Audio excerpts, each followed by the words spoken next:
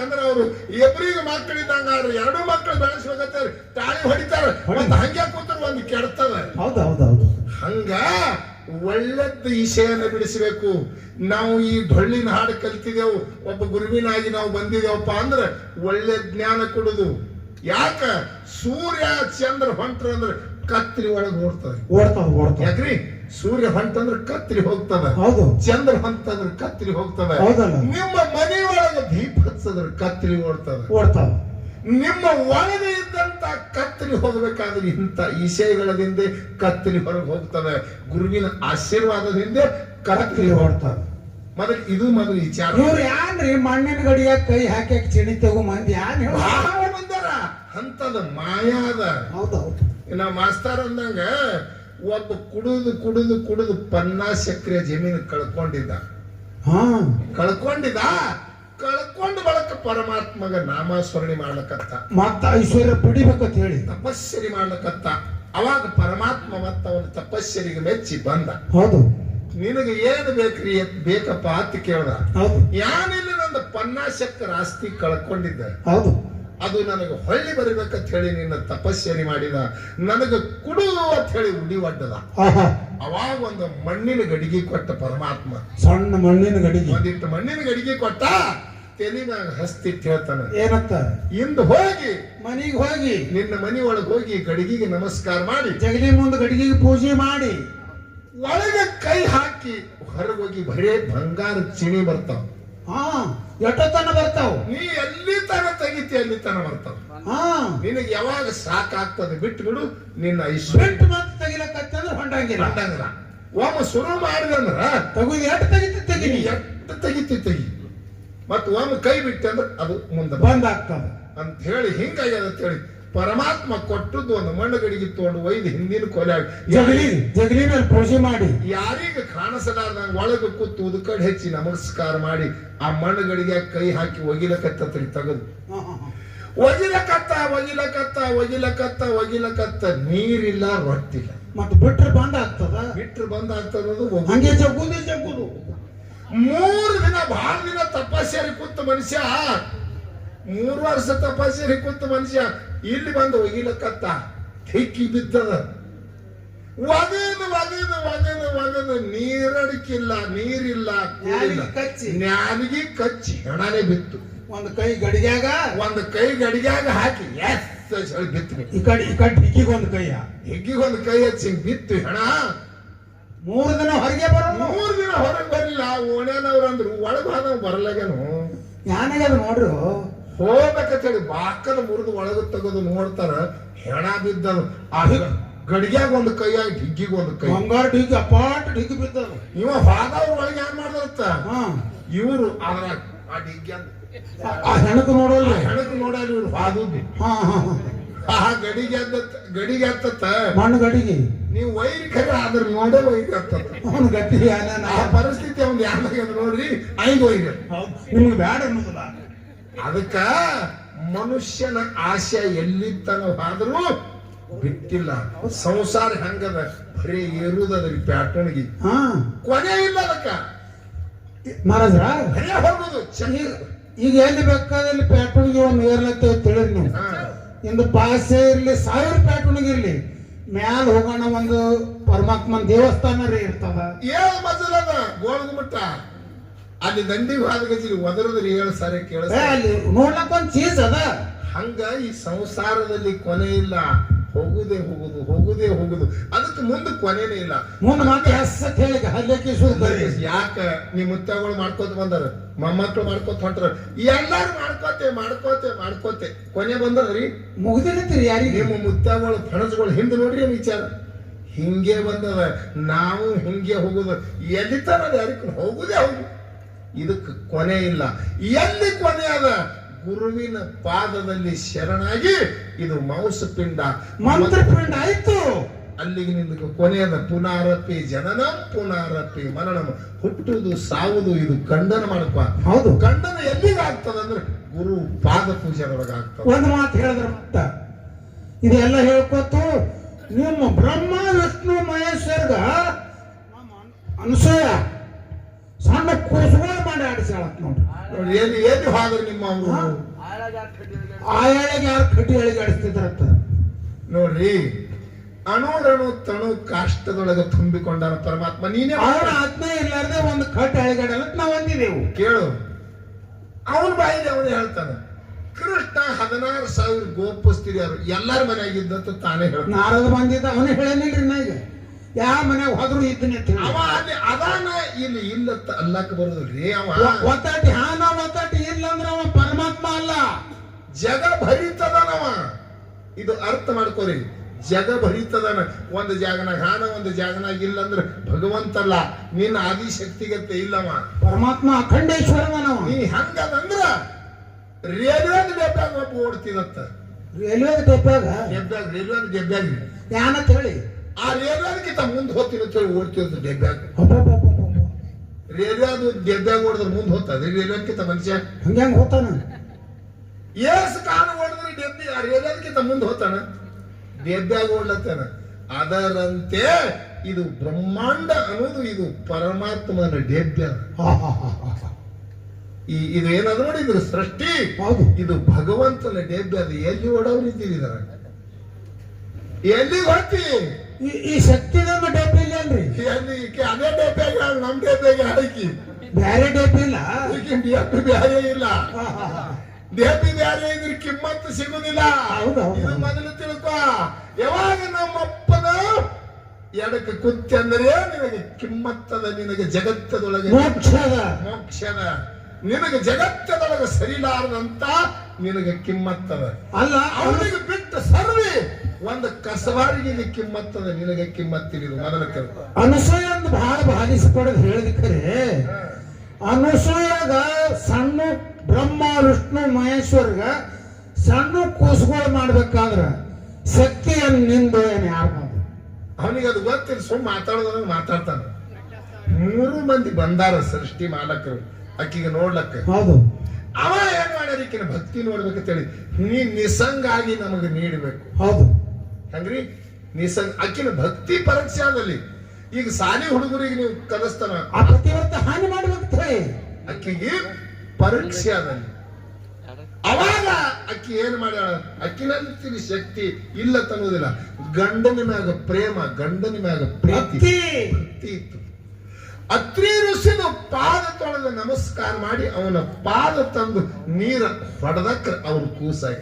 ನೋಡ್ರಿ, ನಮ್ಮ ಅಪ್ಪನ ಪಾದದ ಧೂಳಪಾದ ಹೋಗದಂತರ ಕೂಸುಗಳಾಗ್ಯಾವ. ಗಂಡನ ಪಾದ ತೊಳೆದು ಹೊಡೆದಳ. ಮತ್ತೆ ನಿಮ್ಮ ಪಾದ ಎಲ್ಲಿ ಹೋಗಿದ್ದು? ಪಾದ ಆಗಿದ್ದು ನಿಮ್ಮ ನಿನ್ನ ಪಾದ ನಿನ್ನ ಸೀರೆ ತೊಳೆದ್ರೆ ಹಿಂಗಾತಾರ ಅವ್ರು. ನಿನ್ನ ಸೀರೆ ತೊಳೆದ ಬಳಿಗೆ ಹೋಗ್ಬೇಕ ನೀ. ಹಾ ನೋಡ್ರಿ, ಆ ಎಲ್ಲ ಬಿಟ್ಟು ಕಾಲ ಚಾಳಿಗೆ ಹೋಗ್ಯಾನ. ಚಾಳಿನ ಗತಿಯರ್ ಗೊತ್ತದಿಲ್ಲ, ಯಾರು ಗೊತ್ತದ? ಗಂಡ ಕುಡುಕ್ ಭಾಳ ಇದ್ದತ್ತ, ಎಲ್ಲಾ ಕಡೆ ದೇವ್ರ ಕೇಳಿ ಬಂದಿರತ್ತ. ಎಲ್ಲ ನಾ ಅಲ್ಲಿ ಬಿಡುತ್ತ ಇಲ್ಲಿ ಬಿಡುತ್ತ ಅಂತ ಹೇಳಿ ಎಲ್ಲ ಆಣಿ ಮಾಡಿ ಗಂಡಸ ಕುಡಿಯಾಣ ಹೆಣ್ಮಕ್ಳದೊಂದು ಕಾಕ್ಲೂತಿರ್ತದ. ಹೌದಲ್ಲ, ಏನ್ ಮಾಡಿ ಬಿಡಿಸ್ಬೇಕಂತೇಳಿ ಎಲ್ಲ ಕಡೆ ತಿರುಗಾಡಿ ಬಂದಿರತ್ತ. ಬಿಡ್ತೀನಿ ಹೇಳ ಅಂದು ಅಕ್ಕಿ ಮಕ್ಕೊಂಡಾಳ. ಆ ಜಗಲಿ ಮೇಲೆ ಕಾಲ್ ಬೀಳಕತ್ತ. ಕಾಲ್ ಬಿದ್ದು ಎಲ್ಲಾರು ಬಿಳ್ಕೋತ್ ತಂದ್ ಹೆಣ್ತಿಗೂ ಕಾಲ್ ಬಿತ್ತತ್ತ. ನೆರಮನಿ ಮುಲ್ಕಿಗೆ ಹೇಳಲ್ಲ, ಒಳ್ಕೋತ ನನ್ ಗಂಡ ಕುಡಿದು ಬಿಡ್ತೀನಿ ಅಂತೇಳಿ ಜಗಲಿ ಮೇಲೆ ಕಾಲ್ ಬಿತ್ರಿ, ಎಲ್ಲಾ ಬಿತ್ತು, ನಂದು ಕಾಲ್ ಬಿತ್ತು. ಅಳ್ಳಕತ್ತಾಳಕಿ. ಬಿಡ್ತೀನಿ ಅಂತ ಹೇಳಿ ಕಾಲ್ ಬಿದ್ದಾನ. ಬೀಳಲಕ್ ಹೋಗ ನೀ ಯಾಕೆ ಅಳ್ಳಕತ್ತಿ? ನಿನಗೇನಾಗ್ಯದಪ್ಪ, ಬಿಡ್ತಾ ಹೇಳಿ ಕಾಲು ಬಿದ್ದರೆ ಚಲೋ ಅಲ್ಲ. ಕಾಲು ಬಿದ್ದಾನ, ಬೀಳಲಕ್ ಹೋಗ. ನಾಳೆ ಮುಂಜಾನೆ ನೀ 10 ಸಾರಿ ಅವ್ನ್ ಬೀಳಕತ್ತಿ. ಬೀಳ್ತೀನಿ ಅಂತ ಹೇಳಿ ಕಾಲ್ ಬಿದ್ದಾನ, ನೀ ಯಾಕೆ ಅಳ್ತಿ? ಅವಾಗ ಯಾರು ಅಂದ್ರತಕ್ಕಿ ಕಾಲು ಬೀಳಲಕ್ಕರೆ ಚೈ ಮುಚ್ಕೊಂಡು ಹೋಗ್ಯಾರ ಕುಡಿಲಕ್ಕ. ಯಾರು ಮಾಡ್ತೀವಿ ಹಂಗೆ ಮಾಡೋದು. ಮತ್ತೆ ಈ ಶಯ ಹಂಗಿರ್ಬೇಕು, ಹಣ್ಣು ಬಾಳಿ ಕೈ ಸುಲ್ದಂಗ ಆಗ್ಬೇಕು. ತಮ್ಮದು ಹೋಗೋದು ಗೊತ್ತಾಗೋದಿಲ್ಲ, ಇನ್ನೊಬ್ರದ್ದು ಹೋಗೋದು ಗೊತ್ತಾಗೋದು. ಇನ್ನೊಂದು ಸುದ್ದಿ ಹೇಳ್ತಾನೆ ನೋಡಿ, ಚೈನ ಸುದ್ದಿ ಹೇಳಿದ್ರೆ ಕಿಮ್ಮತ್ ನಿಂದ ಹೋಗ್ತಾನೆ, ನಂದು ಹೋಗ್ತದ. ಹ ಇರ್ಲಿ, ಅದಕ್ಕ ಯಾವಾಗಾದ್ರೂ ಅನಭಾವದಿಂದ ಮಾತಾಡ್ಬೇಕು. ಅವೆಲ್ಲ ಹುಡುಗಾಟಿಗೆ ಒಂದೆರಡು ಮಾತಾಡುದು ಯಾವಾದ್ರೆ ಹುಡುಕ. ಹೌದಲ್ಲ, ದಂಡಿತನ ಡೂಪ್ಲಿಕೇಟ್ ಅಂದಾಕ್ರೆ ಅದು ಮಾರಾಟ ಆಗ್ತದ್ರಿ. ಒಂದರೆ ಬೇಕಲ್ಲ ಒಳಗ ಹಚ್ಚಿ. ಒಂದ್ 4 ನೀವು ಬಜಾರ್ದಾಗ ತಂದ ಬಳಕ ಆ ಕಾಯಿ ಒಳಗ ಒಂದು 50 ಕಾಯಿರೆ ಚಲೋ ಇರ್ಬೇಕು. 1-2 ಕಾಯಿ ಅದ್ರೊಳಗೆ ದಕ್ಕಿ ಹೋಗ್ತಾವ. ಒತ್ತದಿಂದ ಹಿಗ್ಗಿನ ಹುಡುಕಾದ್ರೆ ಯಾಕೆ ಹೋಗ್ತಾರ್ರಿ? ಇವ್ರ ಜೋಳಿಗೆ ಕೊಡ್ರಿ ಹುಳುಕ್ ಹುಳುಕ್ ಹುಳುಕ್ ತುಂಬ್ಕೊಂಡು ಬರಲ್ಲ. ಅದಕ್ಕೆ ನನ್ನ ಅರ್ಧಾಂಗಿ ಸೀತಾ ಪರಮಾತ್ಮಗೆ ಯಾವ ರೀತಿಯಿಂದ ಕೇಳ್ತಾಳ ಹೆಂಗ ಹೆಂಗ ಕೇಳಿ. ಶ್ರೀರಾಮಚಂದ್ರನ ಅರ್ಧಾಂಗಿ ಸೀತಾ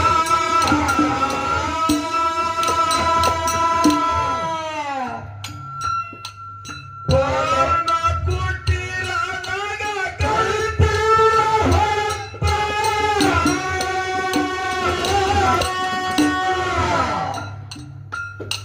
ರಾಜ ಸ್ವರ ಎಲ್ಲ ಬಿಚ್ಚಿಟ್ಟ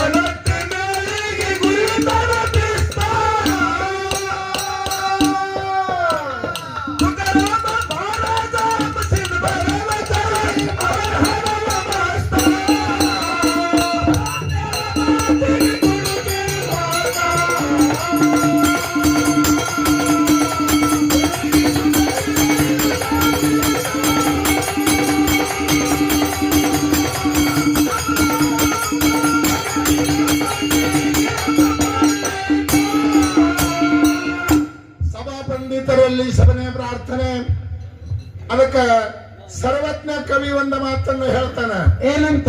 ತನ್ನ ನೋಡಲೆಂದು ಕನ್ನಡಿಯು ಕರೆಯುವುದೇ, ಕರೆಯುವುದೇ ತನ್ನಲ್ಲಿ ಜ್ಞಾನ ಉದಿಸಿದ ಮನುಜ ಕನ್ನಡಿಯ ಕೆರನು ಸರ್ವಜ್ಞ ಆತಾರ ನೋಡ್ರಿ. ಈ ಮಾತನ್ನ ಸರ್ವಜ್ಞ ಯಾಕೆ ಹೇಳ್ತಾನ? ಯಾಕ್ರಿ?